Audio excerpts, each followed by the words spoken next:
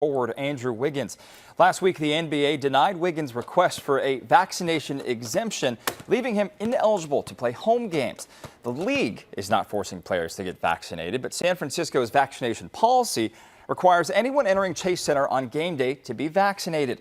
Warriors general manager Bob Myers said he's optimistic that everyone will be eligible to play, but Wiggins today didn't say if he intends to get the shot and says his back is against the wall. Just gonna keep fighting for what I believe, and whether it's one thing or another, get a vaccination or not get a vaccination, who knows? I'm just gonna, keep fighting for what I believe and what I believe is right. I'll stick with what I said to Dieter as far as my expectation and hope is that come our first game, we're all here.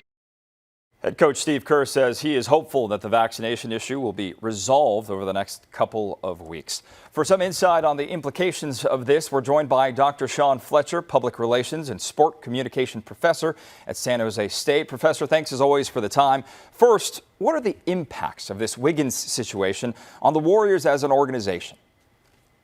Well, I think on a number of different levels, we heard from Steve Kerr and Bob Myers in terms of their optimism on having a full complement of their roster. Now, whether that was blind optimism or they know a little something that the rest of us do not know, they anticipate that Wiggins and others are going to be there. Obviously, from a roster standpoint, the uncertainty of not knowing if one of your key contributors is going to be there is significant, but more so from a political standpoint, because Wiggins is dealing with a heavily politicized issue. How are they going to support him on that angle? I'll be curious.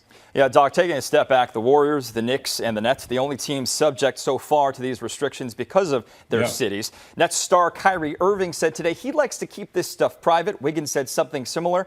Do these players have a case to make? And what does the NBA do here? Because these are not small names. Of course, they have a case, but the paradox of being on such a large stage, they are dealing with a very sensitive issue that those like myself, it doesn't have to play out on a public stage. The paradox of being in the public eye means that, and I would have loved to see Andrew Wiggins be a little bit more prepared in his presser to be able to take some of the heat off of himself and maybe be able to take back a little bit of his privacy as he plays this out with the organization and also the support of the NBA PA. From a league standpoint, they do have, speaking of the NBA Players Association, they have been very supportive of their players in terms of pushing back on league-wide COVID mandates. That is why there is no mandate. Andrew Wiggins and others in the New York area, including the Knicks and the Brooklyn Nets, they find themselves in peril because of their city mandates. But I'm certain that the NBA PA is going to have something to say about this as it relates to the NBA stepping in. Doc, we've got a little bit of time left, and I'm going to summarize the following quote from NBA legend Kareem Abdul-Jabbar, who basically said the NBA should insist that all players and staff are vaccinated or remove them from the team. We've seen vaccine mandates divide communities. Is it happening in the NBA?